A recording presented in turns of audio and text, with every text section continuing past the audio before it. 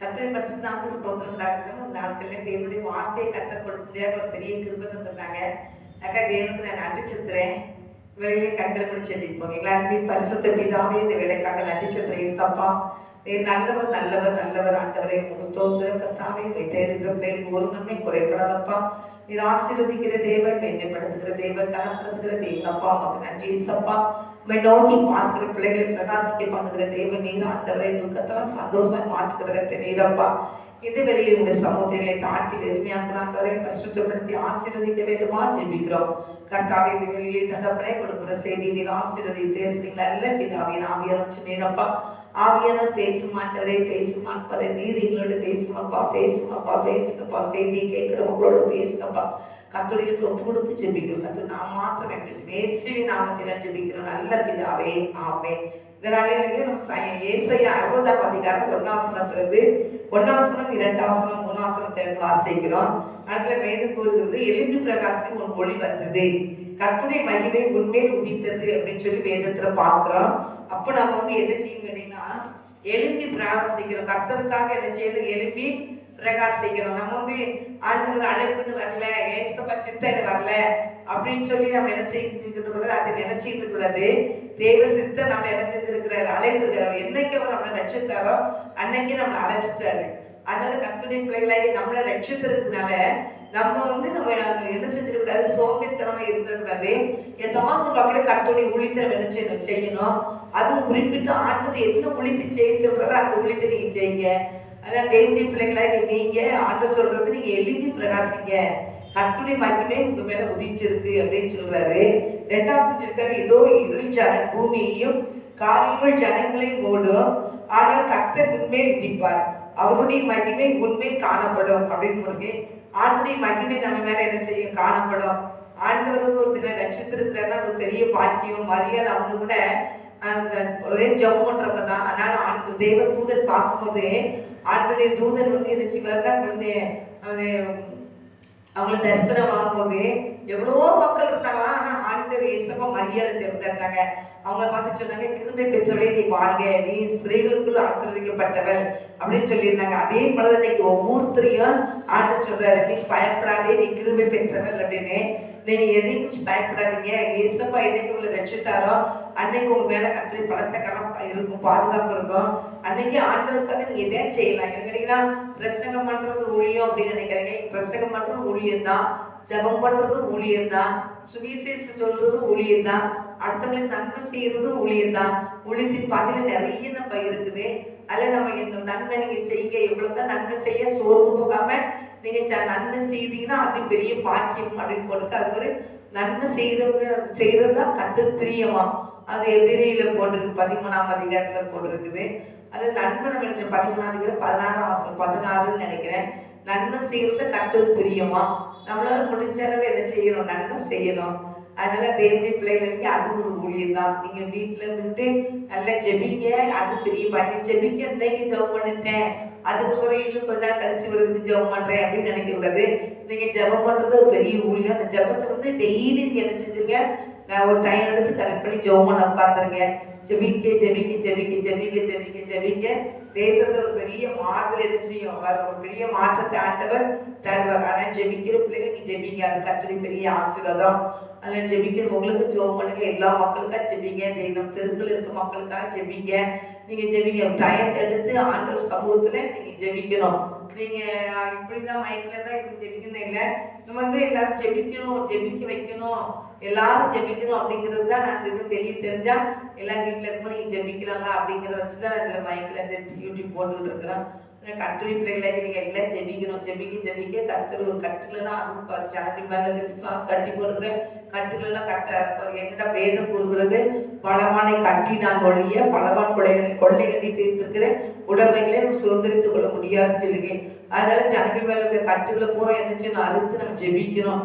அவனை கட்டணும், பலவானை கட்டி ஜெபிக்கிறோம். இந்த ஜனங்கள் எல்லாம் நீங்க ஆளுகை செய்யற பொல்லாத பலவானை நாங்க கட்டுகிறோம் வேசுவினான்னு சொல்லி கட்டிட்டு நீங்க வந்து என்ன செய்யணும்? ஜனங்களுக்காக ஜெபிக்கணும். கண்டிப்பா கட்டுறாங்க, மக்கள் விடுதலை கொடுப்பார். பலவான் நீங்க பூமியில எவையில கட்டுவீங்களோ பரலோகத்துல கட்டப்படும் சொல்லியிருக்கு. அதனால இப்போ அந்த பூமியில கிரியை செய்யற எல்லா பலவானையும் கட்டி நம்ம ஜெபிக்கும் போது அந்த கிரியில அழித்து ஜெபிக்கும் போது கர்த்தருடைய வல்லமை வெளிப்படும். ஜனங்கள் எல்லாம் அந்த இருளுக்குள்ள இருக்கிற மக்கள் எல்லாம் ரட்சித்து தருவாங்க. ஏசப்பா ஏன்னு கேட்டீங்கன்னா மக்களுடைய இருதயத்தை தெரிஞ்சு நம்ம பிசாசு குருடாக்கி வைத்திருக்கலாம் வேதம் கூறுகிறது. அதனால மெய்யான தேவனாக கர்த்தர் இயேசு கிறிஸ்துவை பார்க்க முடியாதபடி இருக்காங்க ஜனங்கள்.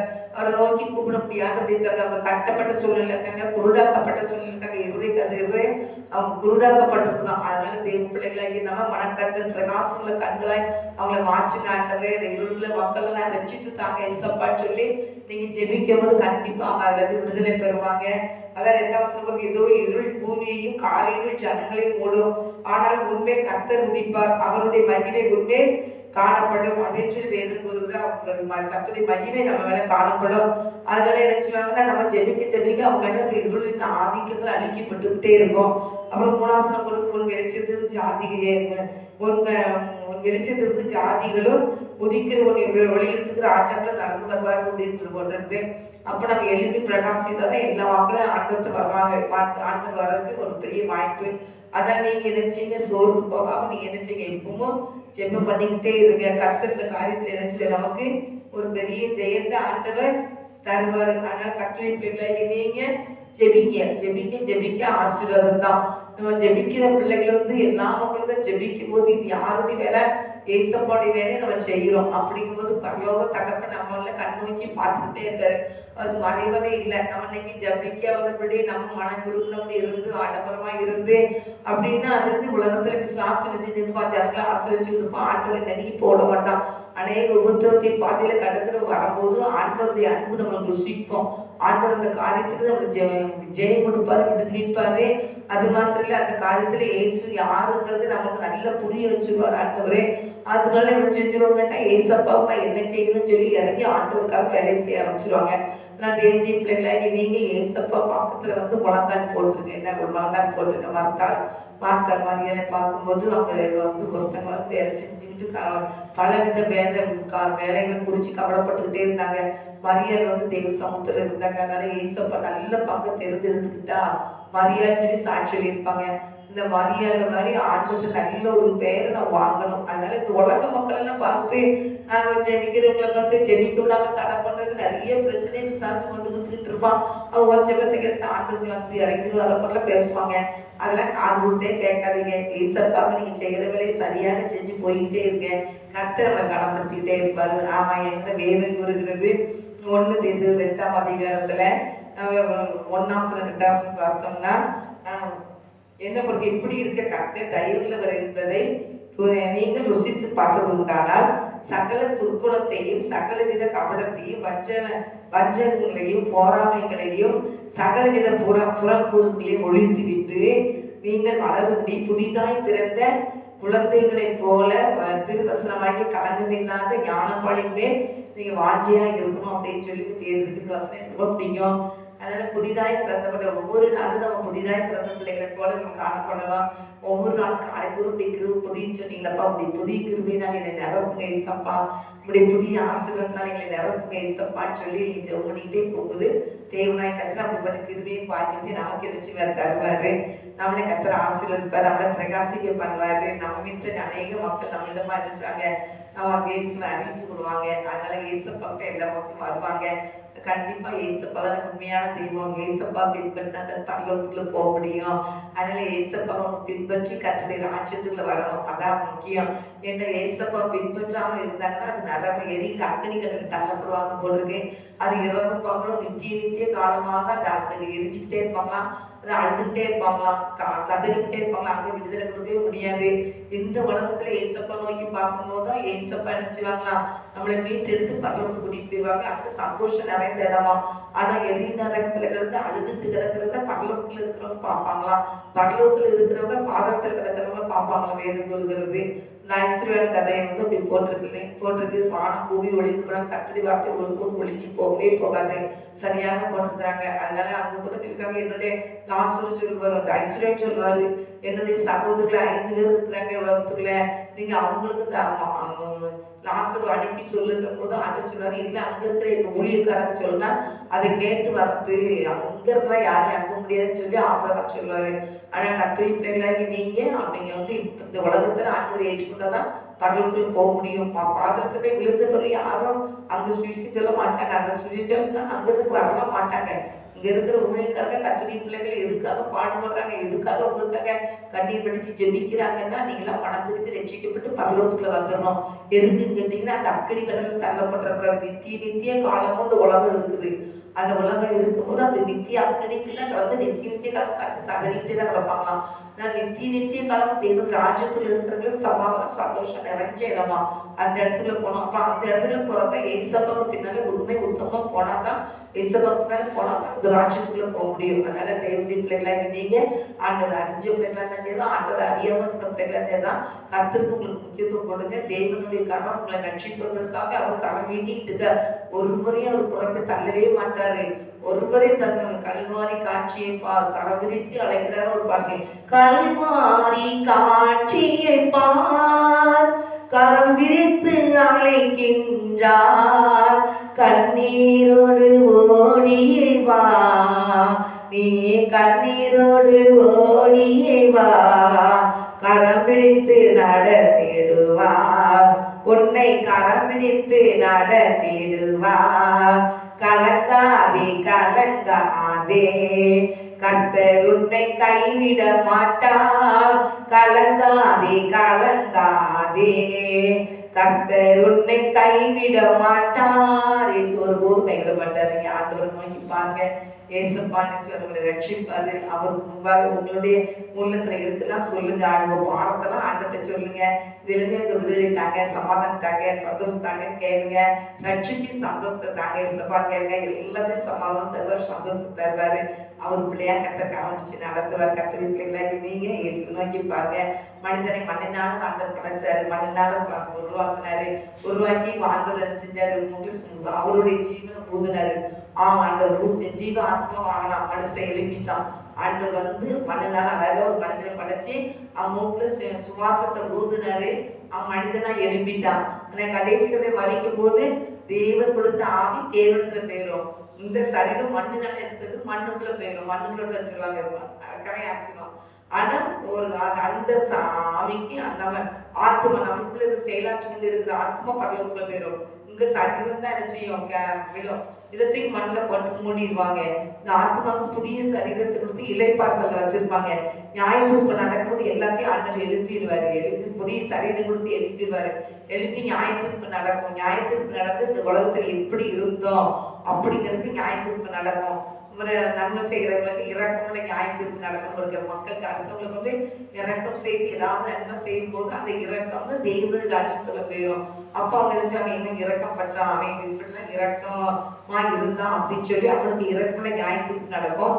யாருன்னா ஏசப்பாவுடைய ரத்தத்தால கழுவப்பட்ட ஒவ்வொரு மக்களுக்கும். இன்னைக்கு நீங்களா இருந்தாலும் இயேசுவை ஏற்றுக்கொண்டிருந்தீங்கன்னா, ஆண்டவரே ரத்தத்தால நீ கழுவுங்க, இது உங்க பிள்ளையா நீ ஆசீர்வதிங்க, இல்லை பரிசுத்தப்படுத்துங்கன்னு சொன்னா அவங்க ஏசப்பா பிள்ளையாக புத்திரவை பெற்றுக்கொள்றாங்க. இன்னைக்கு எவ்வளவு ஏசவை அறியாம அன்னைக்கு விற்கிறது கழிவுட்டு கருத்துக்கிற பிள்ளைகளா இருக்கும். நிறைய பேர் சிறுவிலாம் போட்டுட்டு இருக்கிறாங்க. ஆனா வந்து அவங்க பரலோகத்துக்குள்ள போக முடியாது. அவங்க ஏசப்பாக்கு வேணுனால ஆண்டவர் கண்டிப்பா ஆசீர்வதிப்பார். பார்க்க முடியாது. ஏசிய ரத்தத்தால கழுவப்பட்ட மட்டும்தான். உங்க ரத்தத்தாலே நீ கழுவுங்க, உங்க ரத்தத்தாலே நீ கழுவுங்க, உங்க ஏசப்பா உங்க ரத்தத்தால கழுவுங்க. சிலுவையில எனக்காக தானே ரத்தம் சிந்துறீங்க, உங்க ரத்தத்தாலே நீ கழுவுங்க ஏசப்பா, என்னை பரிசுத்தப்படுத்துங்கப்பா, உங்க பிள்ளையா நீ ஆசீர்வதிங்கப்பான்னு சொல்ற பிள்ளைங்களை அவருடைய பிள்ளைகளை கத்த மாற்றுகிறாரு. அந்த பிள்ளைங்க ஒவ்வொரு நாளும் ஆண்டவர் சமூகத்தை தேடி வரணும். ஏசப்பா என்னைய ஒரு ரத்தத்தால கழுவி நீ பரிசுத்தப்படுத்தி ரசித்துட்டாங்க. ஒவ்வொரு நாளும் ஆண்டவர் சமூகத்தை ரசிக்கணும், ஆண்டவரை கேட்கணும். ஆண்டவர் கேட்கும் போது அவங்க பிள்ளைகளை கத்தர் ஆசீர்வதிக்கிறார். பரலோக ராஜ்யத்துக்குள்ள போகும்போது அவங்க நியாயத்திற்கு நடக்கும்போது அவங்க நன்மை செய்து தெய்வனுக்கு முன்பாக உண்மையா இருந்தா அவங்க நியாயத்திற்கு கொடுக்கும்போது பரலோக ராஜ்யத்துக்குள்ள போயிடுவாங்க.